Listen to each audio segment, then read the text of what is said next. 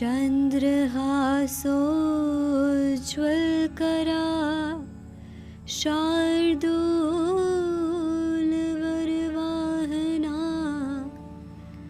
कात्यायनी शुभं दद्यात् देवी दानवघातिनी।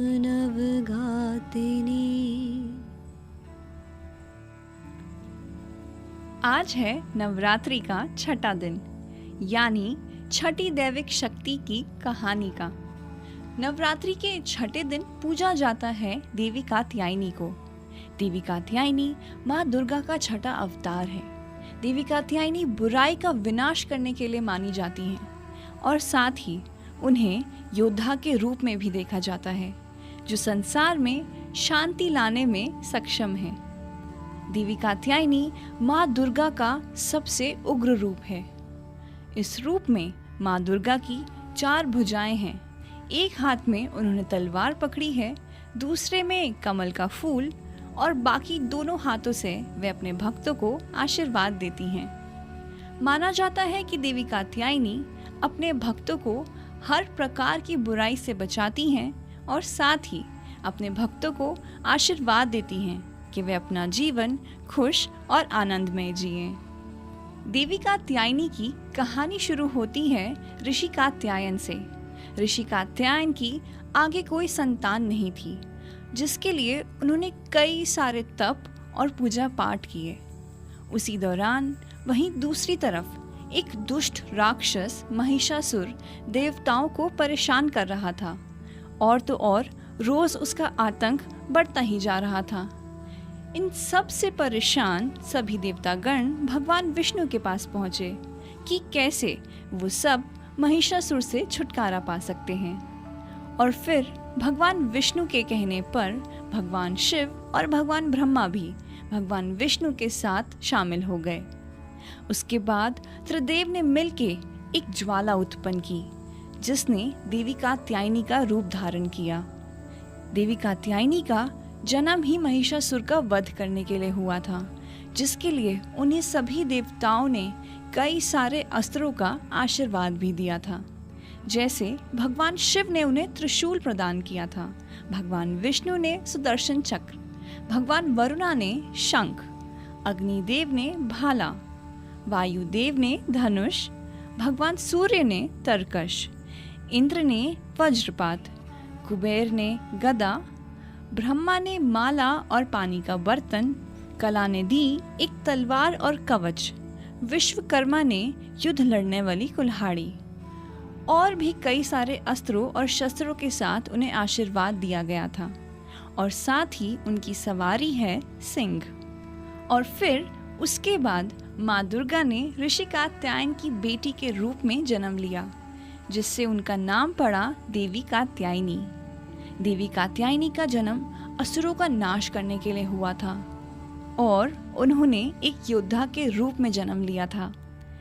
देवी कात्यायनी बड़े होकर बहुत ही खूबसूरत और शक्तिशाली बनी। एक दिन महिषासुर के 2 दूत चंद और मुंड देवी कात्यायनी की खूबसूरती देखकर मंदमुग्ध रह गए। उसके बाद वे भागकर महिषासुर के पास गए और उनको देवी कात्यायनी की खूबसूरती के बारे में बताने लगे। ये सब सुन महिषासुर अत्यंत प्रसन्न हुआ और फिर उसने अपने दूसरे दूत दुंदीभू को देवी कात्यायनी के पास विवाह का प्रस्ताव रखने के लिए भेजा। उसके बाद दुंदीभू ने देवी कात्यायनी से बात करी और उन्हें महिषासुर के बारे में सब बताया कि वे कितने महान हैं और तो और वे तीनों लोकों में सबसे शक्तिशाली भी हैं। फिर उसने देवी कात्यायनी के आगे महिषासुर के साथ विवाह का प्रस्ताव रखा और कहा कि वे आपके लिए सबसे योग्य वर रहेंगे। देवी कात्यायनी मुस्कुराकर बोली कि हमारे परिवार की परंपरा के अनुसार महिषासुर को पहले मुझे युद्ध में हराना होगा, तभी वह उनसे विवाह कर सकती हैं। इसके बाद दुंदीभू ने ये सब जाके महिषासुर को बताया, जिसके लिए महिषासुर मान गया और फिर शुरू हुई युद्ध की तैयारी। अगर बात करें महिषासुर की, तो वह एक बहुत ताकतवर असुर था। वह एक राक्षस और महिषी यानी एक भैंस का पुत्र है। जिस वजह से वे जब चाहे एक इंसान और एक भैंसे का रूप ले सकते थे। इसके साथ ही महिषासुर को वरदान भी मिला था कि उसका वध सिर्फ एक औरत के हाथों ही होगा, उसके अलावा उसे कोई नहीं मार सकता। अब शुरू हुआ देवी कात्यायनी और महिषासुर के बीच एक भीषण युद्ध। देवी कात्यायनी ने महिषासुर की सेना के सारे दानवों का खात्मा कर दिया था, लेकिन सबसे ज्यादा मुश्किल था महिषासुर को खत्म करना, क्योंकि वह बार बार रूप बदल रहा था।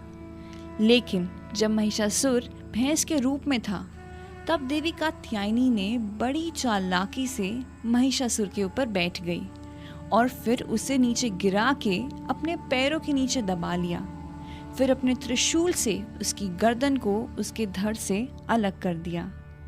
और इसी तरह देवी कात्यायनी, जो माँ दुर्गा का अवतार है, उन्होंने महिषासुर का वध किया, जिसे हम बुराई पर अच्छाई की जीत के तौर पे दुर्गा पूजा के दिन मनाते हैं। देवी कात्यायनी को महिषासुर मर्दनी के नाम से भी जाना जाता है और साथ ही वह बुद्धिमता और शांति का प्रतीक भी मानी जाती है। कहा जाता है कि देवी कात्यायनी की पूजा अर्चना करने से भक्त अपने पापों को धो सकते हैं और साथ ही उनसे प्रेरणा लेते हैं कि वो भी देवी कात्यायनी की तरह अपने जीवन और संसार से सभी नकारात्मक शक्तियों को दूर कर सकें। ये कहानी तो थी देवी कात्यायनी की, पर नवरात्रि की कहानियों का सिलसिला अभी रुकेगा नहीं। हम कल फिर लौटेंगे एक और दैविक शक्ति की कहानी के साथ, कहानी देवी कालरात्रि की। तब तक के लिए आप सभी को ब्रांड पॉडकास्टर्स की ओर से एक बार फिर नवरात्रि की हार्दिक शुभकामनाएं।